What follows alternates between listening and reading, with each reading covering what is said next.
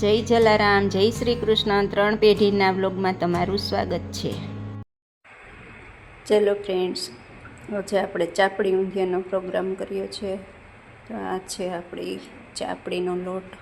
કરકરો લોટ આવો સેજ, બહુ જાડોય નહીં ઝીણોય નહીં, એવો કરકરો લેવાનો. આખું જીરું નાખી દીધું છે. આ તલ નાખવાના, સ્વાદ પ્રમાણે મીઠું. આપણા ઘરમાં જેવું ખવાતું હોય ને એ રીતે ખારું મોરું. જાડા લોટમાં અડધી વાટકી રવો નાખવાનો. રવો નાખીને એટલે બહુ સરસ ચાપડીનો સ્વાદ આવે. ને આ તલ છે, આખું જીરું અને મીઠું, સ્વાદ પ્રમાણે નિમક. આપણે જાડા લોટમાં બધું નાખી દીધું છે. તલ, આખું જીરું, મીઠું અને રવો બધું નાખી દીધું છે. હવે આપણે તેલનું મોણ નાખવાનું છે.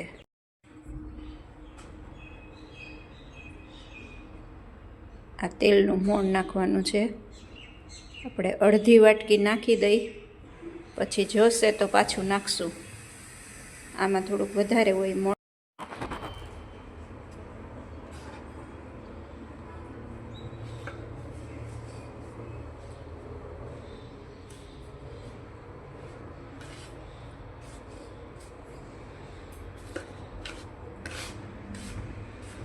આપણે હવે આ મિક્સ કરી નાખી.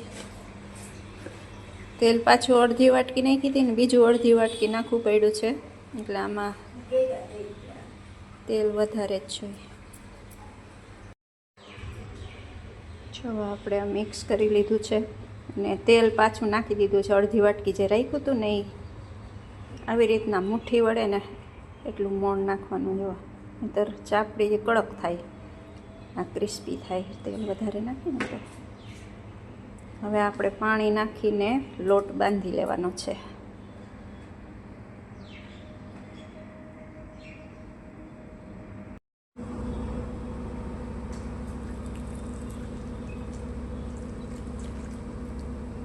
હવે આપણે લોટ બાંધી લઈએ.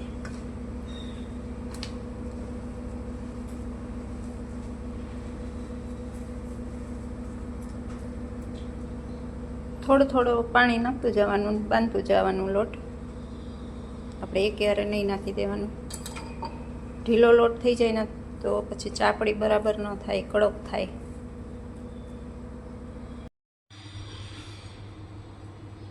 આપણો લોટ બંધાઈ ગયો છે. અને જો એટલો કઠણ રાખવાનો, બહુ કઠણ નહીં, અતિશય. આપણે વણી શકીને એવું. હાથથી બનાવી તો હાથથી બનાવી શકીએ. આપણો લોટ બંધાઈ ગયો છે. મીડિયમ રાખવાનો, અતિશય કઠણાય નહીં અને ઢીલોય નહીં. આપણે 2-3 વેલણ મારવાના હોય ચાપડી બનાવવામાં, એ રીતના રાખવાનું.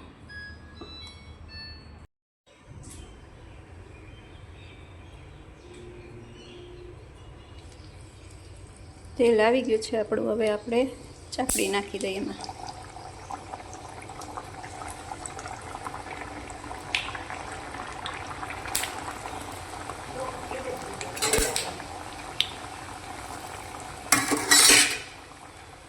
ગેસ ધીમો રાખવાનો, નહીંતર ચાપડી અંદરથી કાચી રહીએ.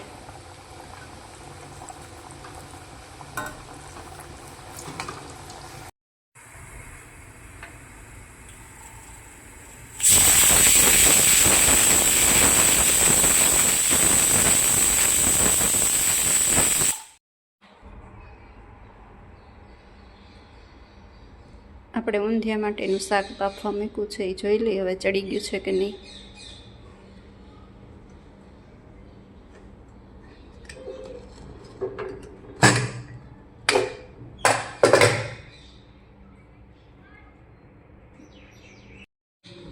આ બધું શાક બફાઈ ગયું છે.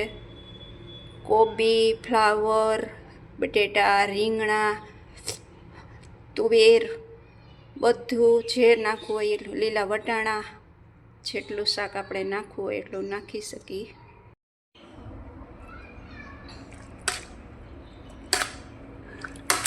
આ બાફેલા શાકને થોડું થોડું ક્રશ કરી નાખવાનું, એટલે ચાપડી સાથે ખાવાની મજા આવે. સરસ ચાપડીમાં મિક્સ થઈ જાય.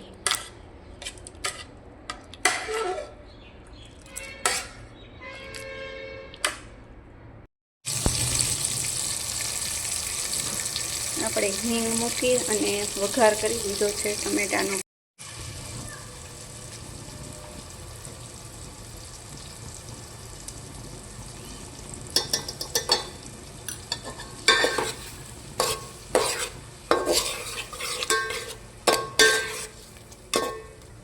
ચટણી નાખી દીધી છે. હવે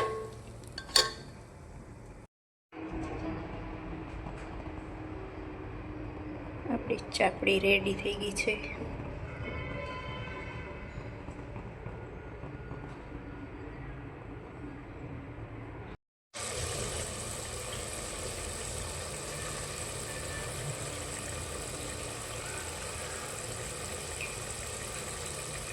ટમેટા ચડી ગયા છે. હવે આપણે શાક નાખી દઈશું.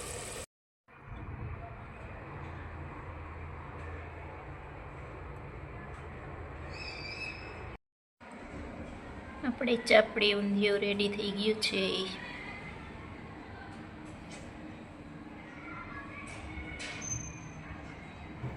જો તમને અમારો વ્લોગ ગમ્યો હોય તો લાઈક, શેર, સબસ્ક્રાઈબ કરવાનું ભૂલતા નહીં. Bye bye.